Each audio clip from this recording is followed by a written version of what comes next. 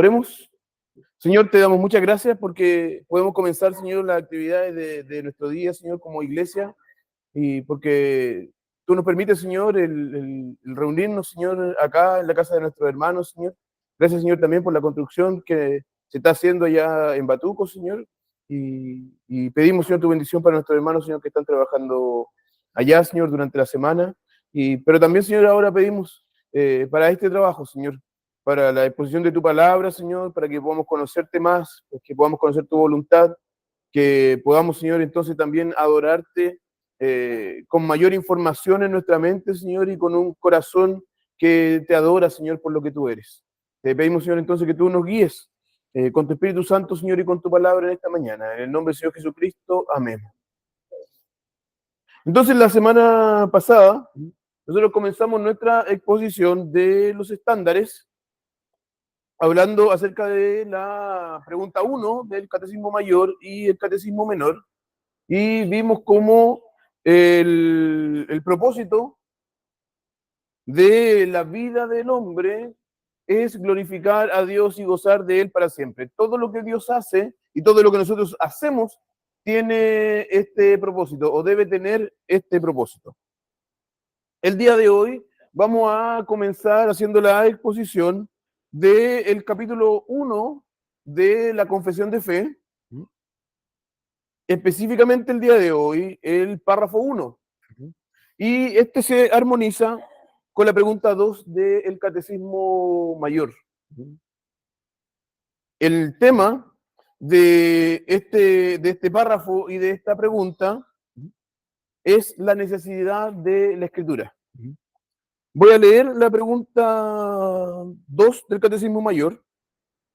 Dice, la misma luz de la naturaleza que hay en el hombre y las obras de Dios manifiestan con claridad que hay un Dios, pero solamente su palabra y espíritu revelan a Dios suficiente y eficazmente a los hombres para su salvación.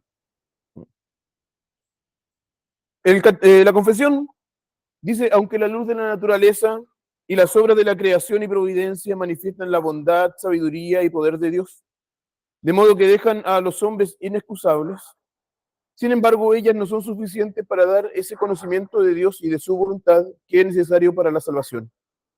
Así pues, agradó al Señor muchas veces y de muchas maneras revelarse a sí mismo y declarar su voluntad a su iglesia.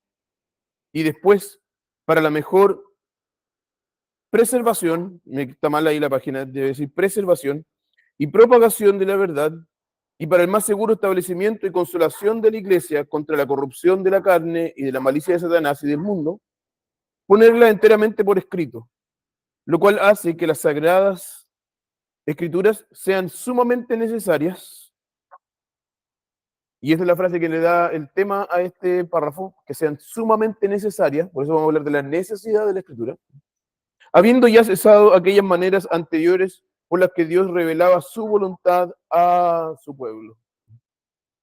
Entonces, en este párrafo, la confesión va a comenzar mostrándonos por qué la escritura es absolutamente necesaria.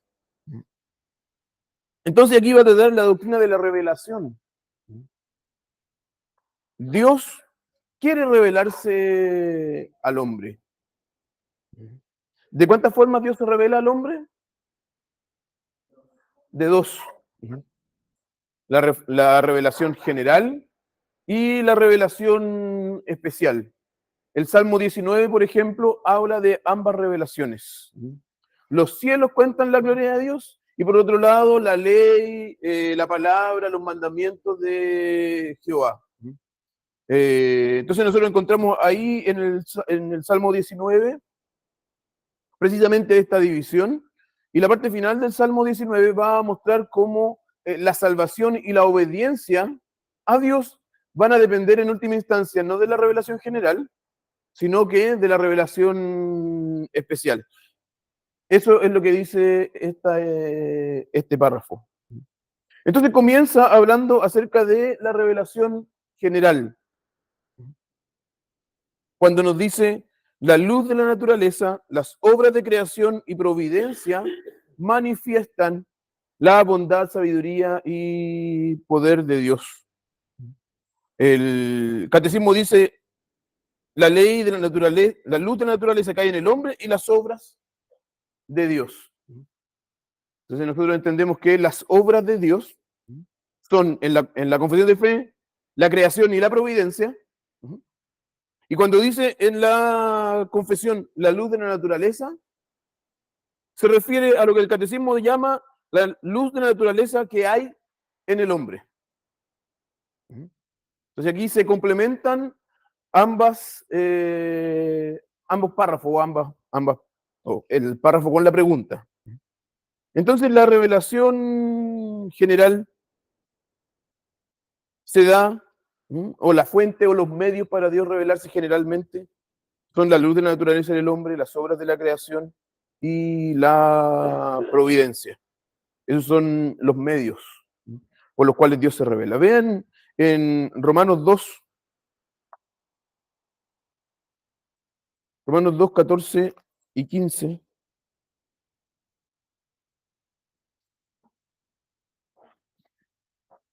Dice, porque cuando los gentiles que no tienen ley hacen por naturaleza lo que es de la ley, estos, aunque no tengan ley, son ley para sí mismos, los cuales muestran la obra de la ley escrita en sus corazones, dando testimonio juntamente de sus conciencias y acusándolos o excusándolos de sus pensamientos unos a otros.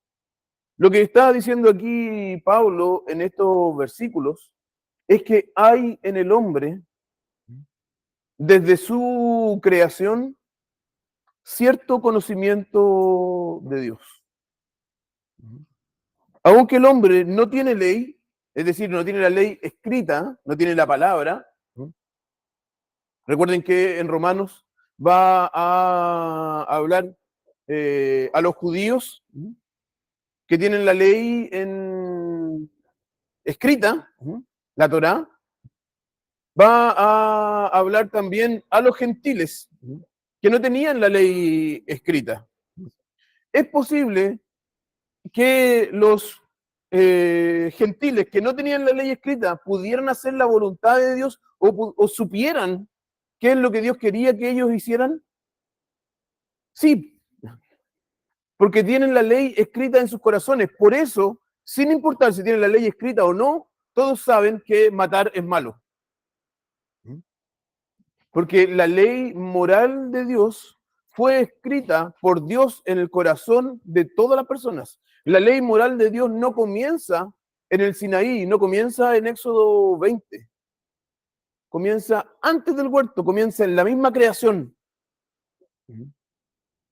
Dios crea a todos los hombres, incluso antes de darle palabras, en la imagen de Dios ya está incluida la ley moral de Dios. Es por eso que nadie puede decir, yo nunca he leído la Biblia, entonces yo no soy culpable de quebrar los mandamientos. Entonces yo no soy culpable delante de Dios. Esa sería la forma más fácil de mandar personas al cielo. No hagamos misiones.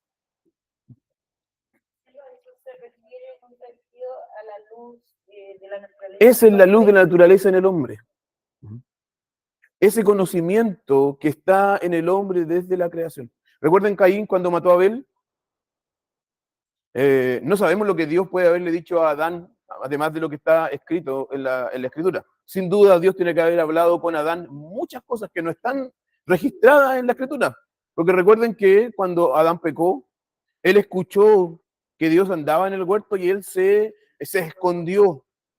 ¿Qué quiere decir eso? Que él sabía que había pecado, pero además de eso, porque Dios le había dicho. Recuerden, hasta ahí Dios ya le había dicho, el único mandamiento que encontramos escrito ahí es no comerás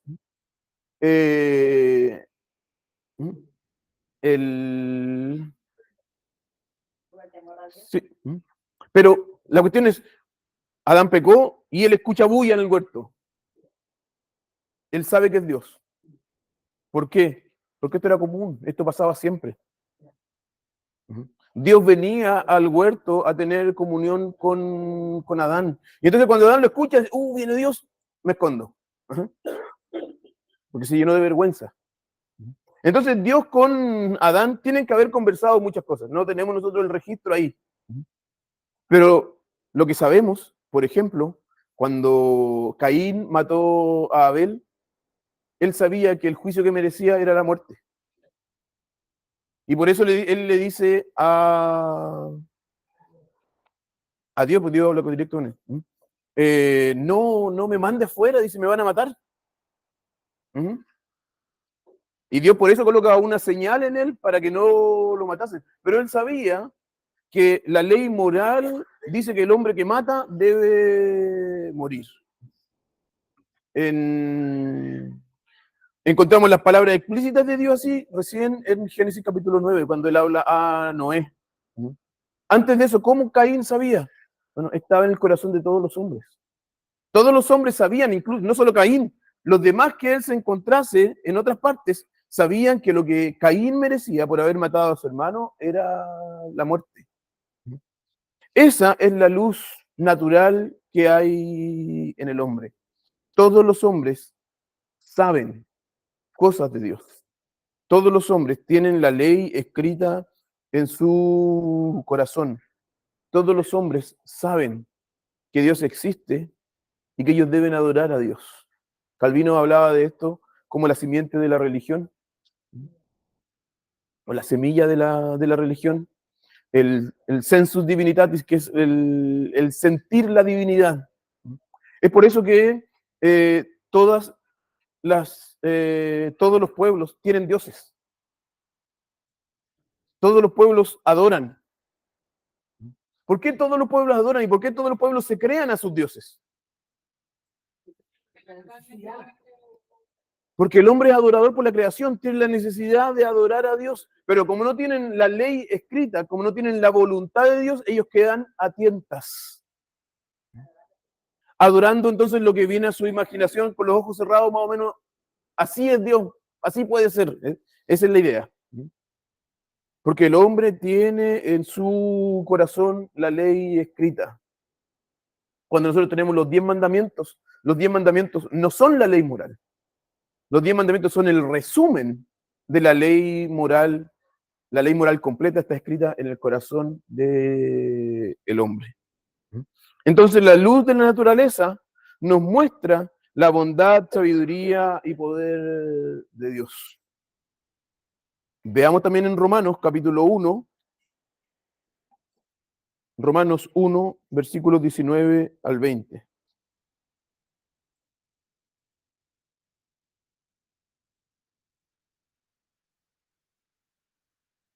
Porque lo que de Dios se conoce, les es manifiesto, porque Dios se lo manifestó.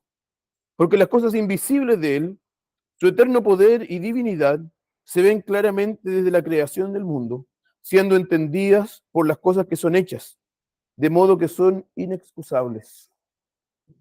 Entonces, además del hombre tener la ley en su corazón, él también ve la creación y él debe saber que Dios existe, y no solamente que Él existe, sino que también algunos atributos de Dios, como va a mencionar aquí Pablo, las cosas invisibles, su eterno poder y divinidad se hacen claramente visibles por medio de las cosas creadas. Entonces, yo veo a mi esposa y digo, Dios la creó. Cosa más linda. Es Dios que la creó. Cuando vemos los cerros, ayer fuimos con Bárbara a San José de Maipo, y ahí uno ve las montañas. Y dice, esto es creación de Dios. Y cuando nosotros miramos las estrellas, nos va a decir el salmista, decimos, esto es creación de Dios. Con un telescopio se ven las estrellas, ¿cierto? Pero y cuando vamos a un microscopio, a ver aquello que es más pequeño, también decimos, esto está tan perfectamente hecho que reconocemos que es creación de Dios. Las cosas hechas revelan la existencia, el poder y la divinidad de Dios. El Salmo 19, como también lo mencionamos anteriormente, Salmo 19, versículos 1 al 3. Dice, los cielos cuentan la gloria de Dios y la expansión anuncia la obra de sus manos. Un día emite palabra a otro día y una noche a otra noche declara sabiduría. No hay lenguaje ni palabras, ni es oída su voz. Entonces aquí el texto va a decir, bueno, ¿cómo es que un día emite palabra, otro día, una noche, otra noche declara sabiduría, pero no hay lenguaje ni palabras? Es decir, que da conocimiento, pero no por medio de palabras. Cuando dice el versículo 2 que un día emite palabra, a otro día, ahí está haciendo la figura del lenguaje que llamamos antropopatismo, antropomorfismo. Se le atribuyen categorías humanas a la creación, pero cuando habla de forma literal, que es el versículo 3, va a decir, no hay palabras, ni es oída su voz, ninguno solo escucha la voz de los cielos, de la creación. Sin embargo, hablan en el sentido de que nos muestran características de Dios. Vean también, ahí están entonces las obras de la creación, de las que habla el párrafo 1 de la confesión. Vean también el Salmo 104.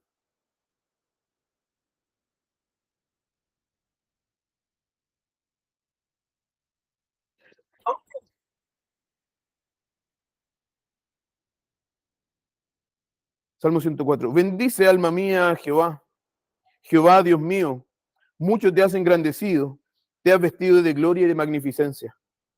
El que cubre de luz como de vestidura, que extiende los cielos como una cortina, que establece sus aposentos entre las aguas, el que pone las nubes por su carroza, el que anda sobre las alas del viento, el que hace a sus ángeles espíritus y a sus ministros llamas de fuego. Él fundó la tierra sobre sus cimientos, no será jamás removida. Con el abismo, como con vestido, la cubriste. Sobre los montes estaban las aguas. A tu reprensión huyeron, al sonido de tu trueno se apresuraron. Subieron los montes, descendieron los valles, al lugar que tú les fijaste. Le pusiste término, el cual no traspasarán ni volverán a cubrir la tierra. Tú eres el que envías las fuentes por los arroyos, van entre los montes, abrevan todas las bestias del campo, mitigan su sed los sanos monteses. Vean cómo aquí entonces el salmista está diciendo que Dios se ha engrandecido y Él se ha glorificado. O sea, lo que vimos la semana pasada, Dios ha mostrado su gloria, ha mostrado sus atributos en las obras de la providencia. ¿Qué es la providencia? Es el actuar de Dios en la historia. Es como Dios, no me acuerdo ahora las palabras que hizo la confesión, pero como Dios sostiene todas las cosas, como Él hace que todas las cosas acontezcan. Esa es la providencia. Cuando nosotros le damos gracias a Dios por la providencia, no es lo mismo que darle gracias por la provisión. La providencia es todo lo que Él hace en la historia, como Él nos cuida. La provisión hablamos de lo que Él nos da. Pero la providencia es la ejecución de su decreto, de lo que Él en la eternidad decretó que iba a acontecer. Y entonces aquí el salmista no solamente dice que Dios se glorifica en la creación, en las nubes como ellas se mueven, en la lluvia, en los vientos. Eso no es la creación. La creación no ocurrió en los primeros 6 días. Lo que acontece hoy es la providencia, y lo que Dios está haciendo hoy, Dios también está mostrando su bondad, sabiduría y poder. En Hechos 14,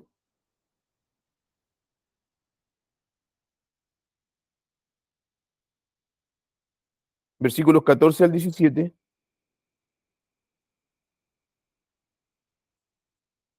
Hechos 14, 14 al 17, dice, y cuando lo oyeron los apóstoles, Bernabé y Pablo, rasgando sus ropas, se lanzaron a la multitud dando voces y diciendo, varones, ¿por qué hacéis esto?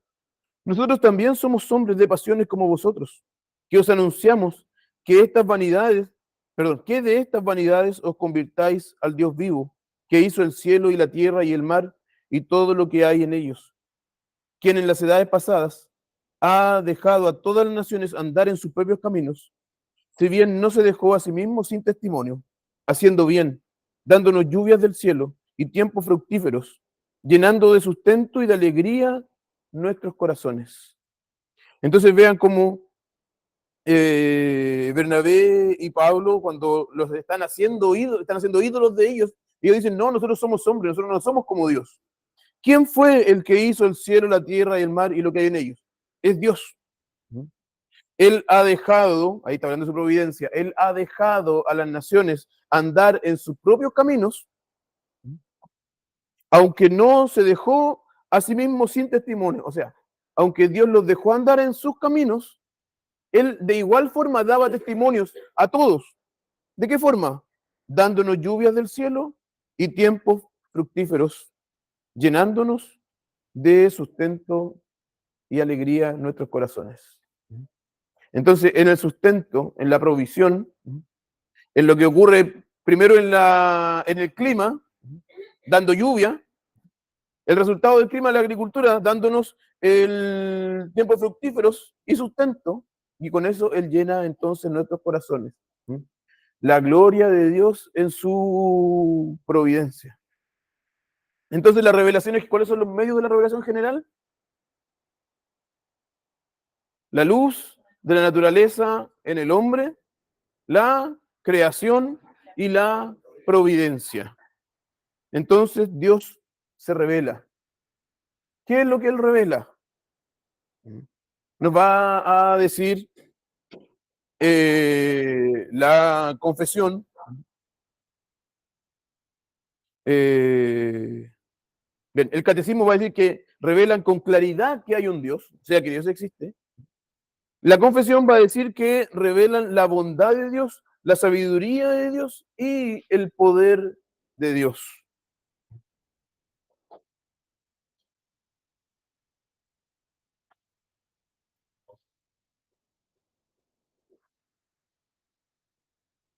Vean la bondad de Dios, ahí mismo en Hechos 14, cuando Él dice que Él llena de sustento y alegría nuestros corazones. El Salmo 19:2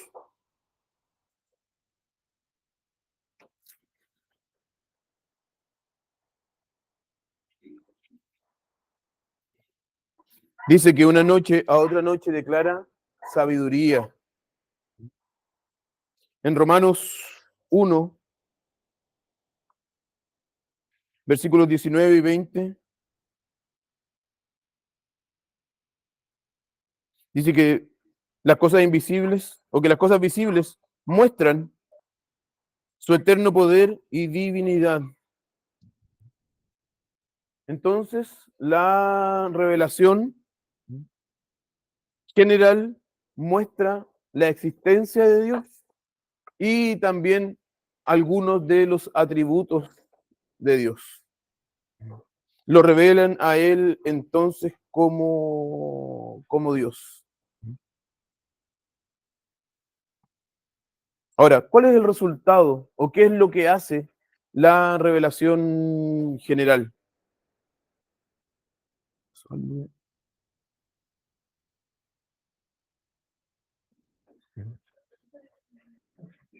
La revelación general sirve para salvar al hombre, ya que, dijimos, la revelación general muestra que Dios existe. La revelación general muestra cómo es este Dios. Es poderoso, es bondadoso, es sabio. ¿Es suficiente eso para traer salvación al hombre? No. Por eso dice la confesión que ellas no son suficientes para dar ese conocimiento de Dios y de su voluntad que es necesario para la salvación.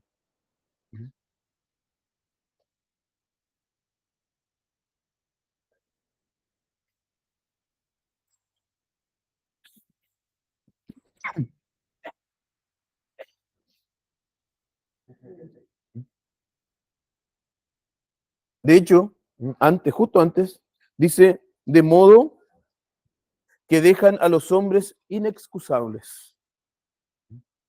Entonces la revelación general, cuando revela a Dios, lo que hace es colocar en el hombre un peso, de modo que nadie tenga excusa de decir, yo no sabía que Dios existía. Yo no sabía cómo era ese Dios. La revelación general va a servir en el día del juicio para que Dios le va a decir a todas las personas que no creen en Él y que no le obedecen, tú sabías que yo existía y tú sabías que tenías que obedecerme. Ahí en Romanos 1,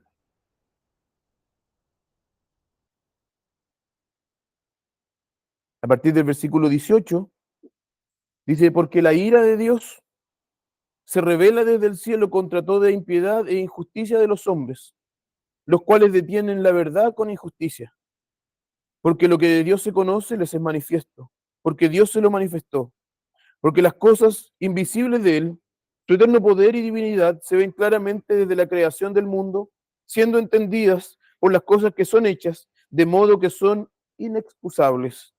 Porque habiendo conocido a Dios, no lo glorificaron como a Dios, ni le dieron gracias, sino que se envanecieron en sus razonamientos y su necio corazón fue entenebrecido. Nadie podrá decir, yo no conocí a Dios. Según el apóstol Pablo, todos los hombres conocemos a Dios.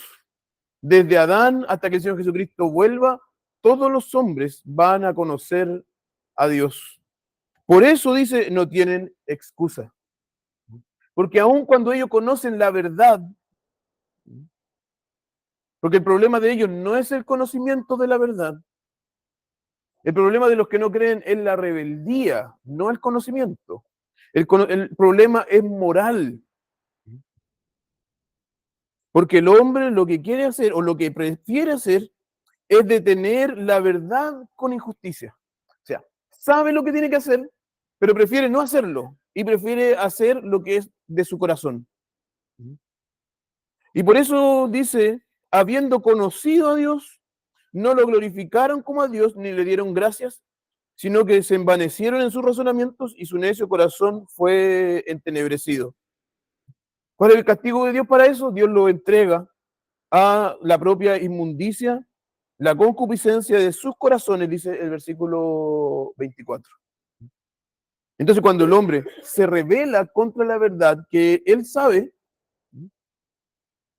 Dios lo entrega simplemente a sus propios deseos. Y eso ya es el castigo de Dios. Entonces, la revelación general deja al hombre inexcusable, no lo salva. 1 Corintios 1:21.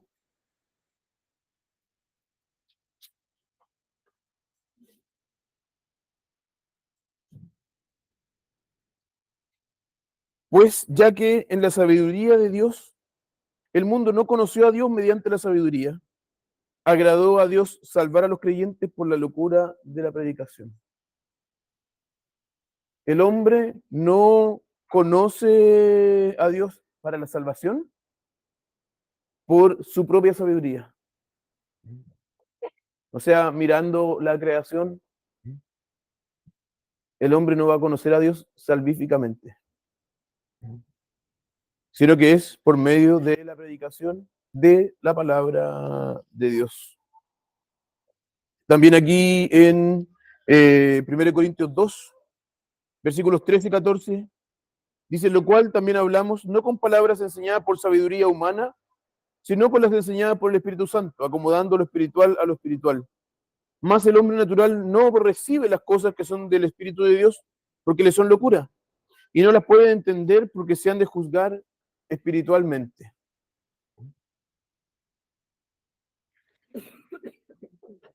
Entonces, volvamos atrás. ¿Cuáles son los medios o la fuente de la revelación general? La luz de la naturaleza, la creación y la providencia. El orden de los factores no altera el producto. ¿Qué es lo que revela la revelación general?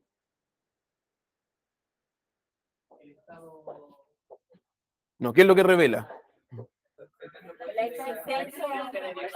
La existencia de Dios y sus atributos. Cuando aquí la confesión nos va a decir que revelan el poder, el poder, la bondad y la sabiduría de Dios, no está diciendo que son solamente esos.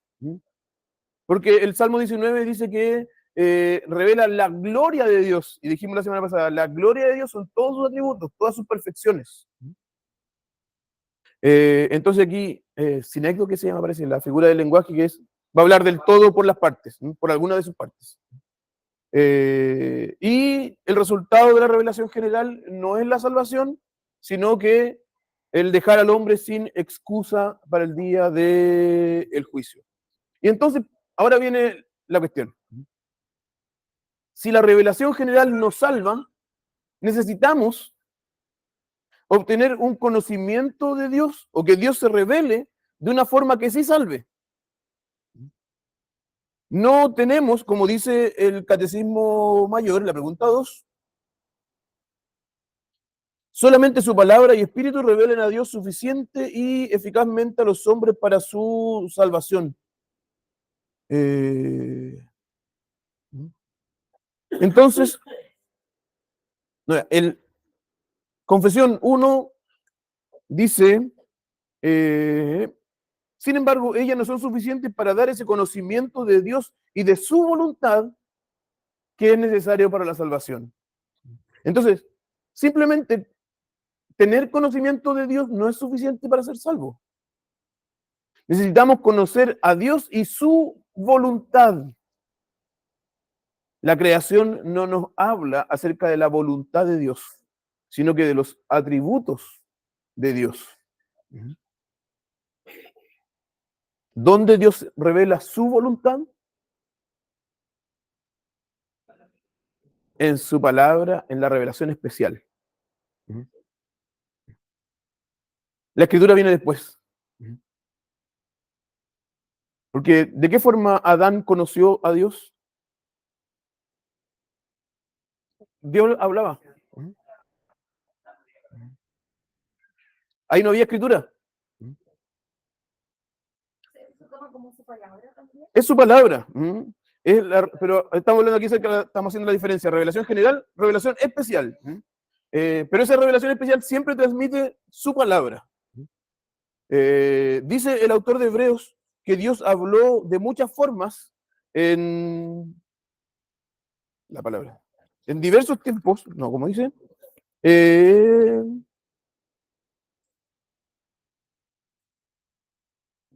habiendo hablado muchas veces y de muchas maneras a los padres por los profetas, en otro tiempo.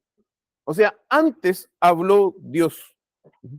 Y está entonces Dios dio a conocer su palabra. Y Dios usó diversas formas de dar a conocer su palabra en diversos tiempos. Hablamos de un proceso en el cual Dios fue dando a conocer su palabra. Con Adán, Dios tuvo una comunión directa, Dios lo visitaba en el jardín del Edén. Lo más probable es que haya sido la segunda persona de la Trinidad, el Hijo, que es la imagen visible del Dios invisible. El Padre y el Espíritu no pueden pisar y meter bulla para que Adán los escuchara en el Edén. El Señor Jesucristo, antes de su encarnación, igual era la imagen visible del Dios invisible. Por eso la Escritura nos van a hablar de tantas veces que se vio al ángel de Jehová. Y en los profetas posteriores nosotros encontramos que se refiere, el ángel de Jehová se refiere al Señor Jesucristo. Entonces, se reveló hablando directamente. En el Sinaí lo escucharon y temieron. Moisés recibió la revelación de Dios por medio de la zarza. Hubo también visiones. En los profetas nosotros encontramos las visiones. Encontramos la profecía, los profetas mismos. Dios hablando a ellos para que ellos pudieran dar la palabra de Dios al pueblo. El ejercicio profético algunas veces tiene que ver con revelaciones o sueños que el profeta interpretaba, y otras veces era Dios simplemente hablando a ellos. Dios me dijo. La figura de Aarón siendo profeta de Moisés nos va a dar ahí una imagen más clara de lo que es la profecía. Recuerden cuando Moisés le dice a Dios, yo soy un hombre de pocas palabras, yo no hablo bien. No sabemos ahí si se refería a algún problema, tartamudez, algo así, o simplemente que era alguien tímido o alguien que se le confundían ahí las ideas, como su pastor. Entonces Dios le dice, bueno, pero Aarón, él sí que habla bien. Entonces yo te voy a hablar a ti, y tú le vas a hablar a Aarón, y Aarón va a hablar al pueblo o a Faraón. Y entonces Dios le dice, él te será a ti por profeta. Con esto se muestra cuál es el proceso de la profecía. Dios habla y la persona habla las palabras de Dios al otro. Esto fue así hasta hasta el primer siglo. El fundamento de la iglesia son los apóstoles y los profetas. Dios reveló su voluntad por medio de profetas. Profetas que hablaban la palabra de Dios. Sin embargo, no toda la palabra de Dios de los profetas quedó registrada y quedó escrita y fue preservada para nosotros. De hecho, hay profetas que nosotros no encontramos libros de esos profetas en la escritura. Sabemos que habían escuelas de profetas en el Antiguo Testamento, profetas que nosotros no conocemos, pero que eran profetas y hablaban la palabra de Dios. O incluso hay textos que escribieron los apóstoles, como el apóstol Pablo, que nosotros no tenemos el día de hoy. La primera carta y media a los Corintios. Entre primera y segunda de Corintios hay una carta que Pablo habla de ella. Los corintios la tienen que haber leído, nosotros no la leímos, no sabemos qué dice esa carta. Entonces Pablo, siendo apóstol, escribió algo que no nos fue legado a nosotros. Entonces Dios para este proceso de revelación. De hecho, así dice la última línea de la confesión de fe, el párrafo 1. Habiendo ya cesado aquellas maneras anteriores en las que Dios revelaba su voluntad a su pueblo. Y entonces nosotros ahí encontramos un segundo argumento por la necesidad de la escritura. Porque si Dios continuara revelándose, no necesitamos la escritura. La escritura, así como libro, tal como nosotros lo tenemos, existe desde el siglo I. En los tiempos de Pablo, él no tenía la Biblia como nosotros la tenemos. En los tiempos de Jesús no tenía la Biblia como nosotros la tenemos. ¿Desde cuándo la tenemos? Desde el primer siglo, fines del primer siglo. Dios hablaba directamente por profetas, luego él guió a los discípulos, él les dice que ellos, o que el Espíritu Santo los guiaría y les haría recordar la verdad para que ellos pudieran exponer lo que el Señor Jesús les había enseñado. Pero entonces cesa ese proceso de revelación. Aquí tenemos lo que conocemos como la cláusula cesacionista de la confesión de fe. Los dones extraordinarios revelatorios cesaron. Dios ya no nos habla sin la palabra. Dios ya no levanta profetas ni apóstoles, porque nosotros tenemos la palabra escrita completa. Así termina el libro de Apocalipsis, haciendo unos anatemas. Maldito el que agrega palabras a este libro. Entonces, si la revelación general que está a todas las personas no sirve para salvarnos, si Dios paró de revelar su voluntad a las personas, es necesaria la escritura. Porque habría un problema si solo continuara la revelación, o no la revelación, sino que la reproducción oral de lo que los apóstoles enseñaron.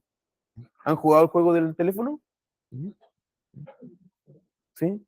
Si empezamos ya por el Alejandro y terminamos en mi suegra, vamos a terminar con palabra o frase totalmente distinta a lo que comenzamos.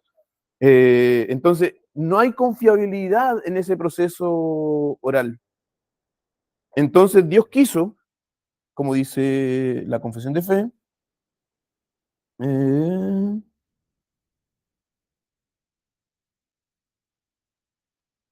agradó al Señor ponerla enteramente por escrito, lo cual hace que las sagradas escrituras sean sumamente necesarias. Entonces Dios quiso que su revelación y la revelación que Él quiso que nos llegara a nosotros y que fuera parte de la escritura para su pueblo, para siempre, es aquello que quedó escrito. ¿Por qué esa primera y media carta de Pablo no está en la escritura? Porque Dios no quiso. ¿Por qué en el libro de los Salmos encontramos 150 salmos y no miles de salmos como tenía Israel? Porque Dios quiso. Nos llegó a nosotros exactamente lo que Dios quiso. Vamos a hablar después, uno de los párrafos en este capítulo 1 habla acerca de la preservación de la escritura. Entonces, él quiso dejar un registro escrito. ¿Para qué? Dice la confesión, para la mejor preservación, no observación, ahí me equivoqué. Dice, preservación y propagación de la verdad, y para el más seguro establecimiento y consolación de la iglesia. Para eso Dios quiso que quedara la palabra escrita. Preservación, sí. ¿Verdad? Entonces yo para mí, ¿verdad? Y lo estoy diciendo todo bien. En mi torpedo está mal. Ya todo de nuevo. Borren. Eh, Juan 17:17.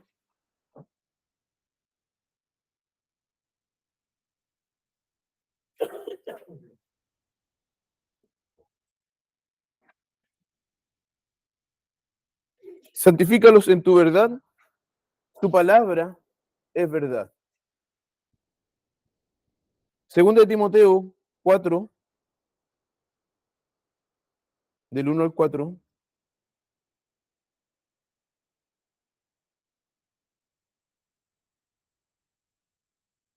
Te requiero yo, pues, delante de Dios y del Señor Jesucristo, que ha de juzgar a los vivos y a los muertos en su manifestación y en su reino, predica la palabra, insta a tiempo y fuera de tiempo, redarguye y reprende, exhorta con toda paciencia y doctrina.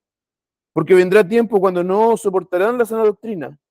Antes, teniendo comezón de oír, se amontonarán maestros conforme a sus propias concupiscencias y apartarán de la verdad el oído y se volverán a las fábulas.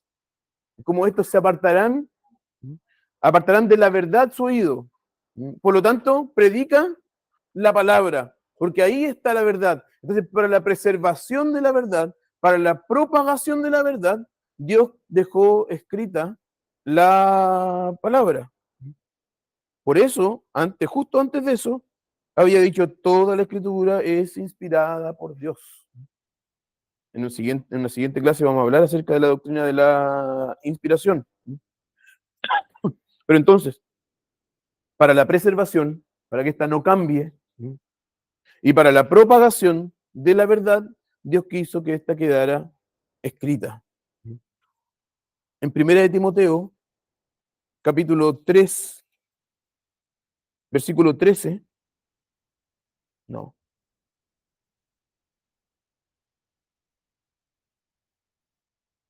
no, me equivoqué.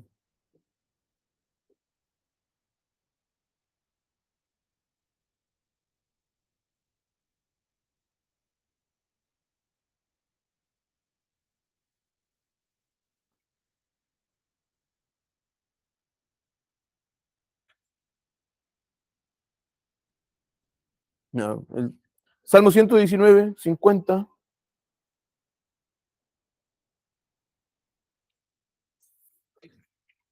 Salmo 119, 50.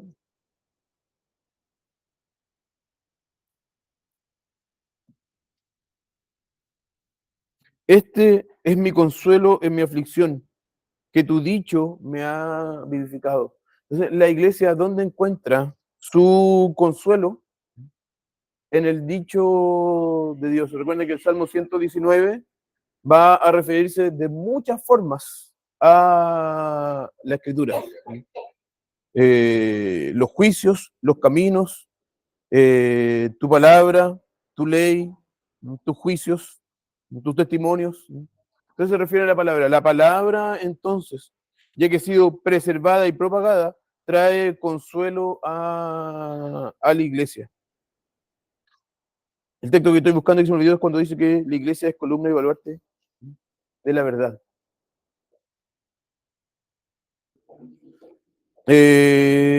Ya, ¿y por qué esto? Porque hay un peligro. ¿Por qué tiene que quedar escrita? Porque hay un peligro en la corrupción de la carne. El hombre se va a entregar a sus propios deseos y entonces el hombre va a buscar adaptar la palabra de Dios a sus propios deseos. Si fuera pasada de forma oral, la iríamos transformando a nuestros propios deseos. Pero ya que está escrita y podemos compararla con otra palabra escrita, es más difícil que sea cambiada. 3:15. Eso. ¿Y qué puse yo? 3:13. O quizás me equivoqué aquí en el leer. Sí, en el 15. Vean también en Mateo capítulo 4.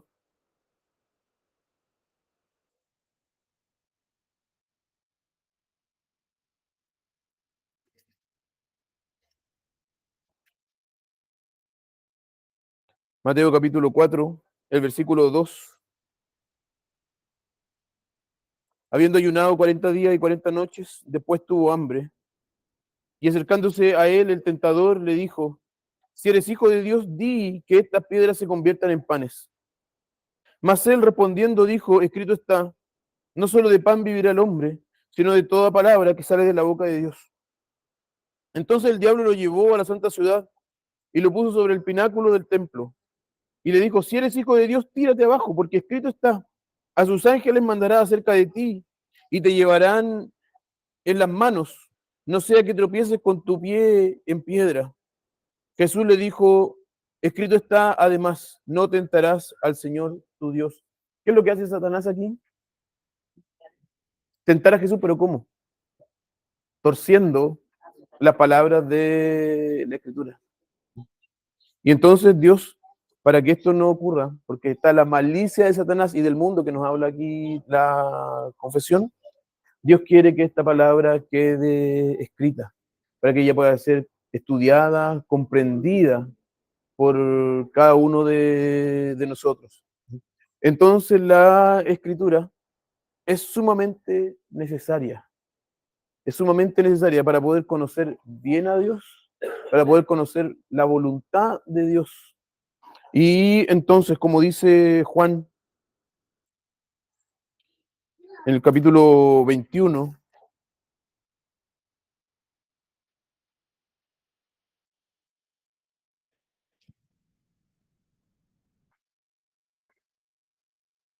el problema de tener la Biblia nueva, que ya no lo puedo mirar dónde está el cambio.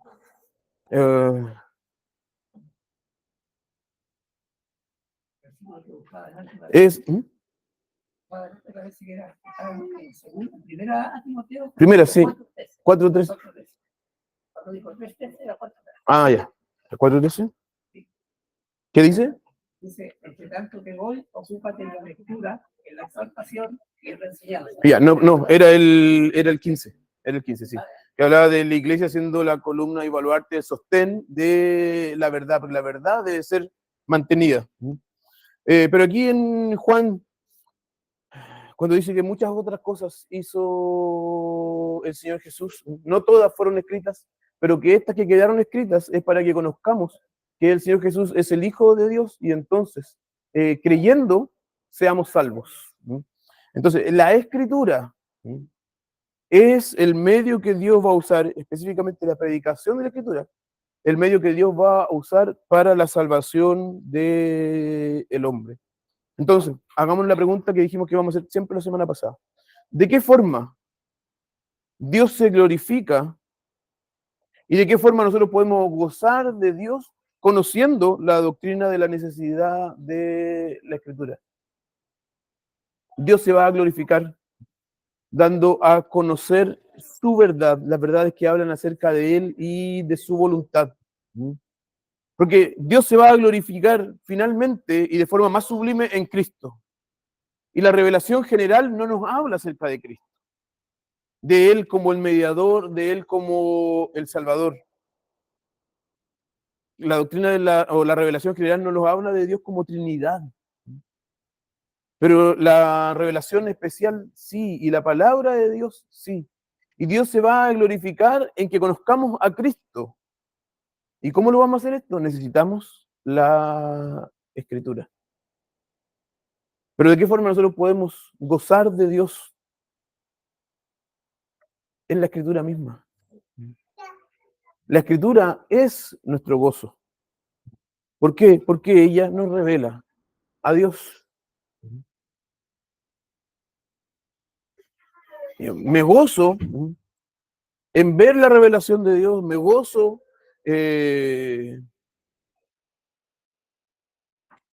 ¿cómo?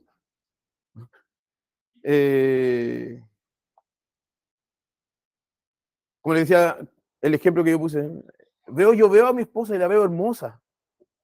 Y eso me produce un gozo, doy gracias a Dios por mi esposa. Pero aún más que eso, más que conocer a mi esposa, conocer a Cristo me es aún más precioso. Y produce entonces más gozo en nosotros. La salvación que nosotros conocemos por medio de la revelación especial también produce gozo en nosotros. El gozo de la salvación habla la Escritura. Entonces, la Escritura es sumamente necesaria para que nosotros podamos glorificar a Dios y gozar de Él para siempre. ¿Preguntas? ¿No?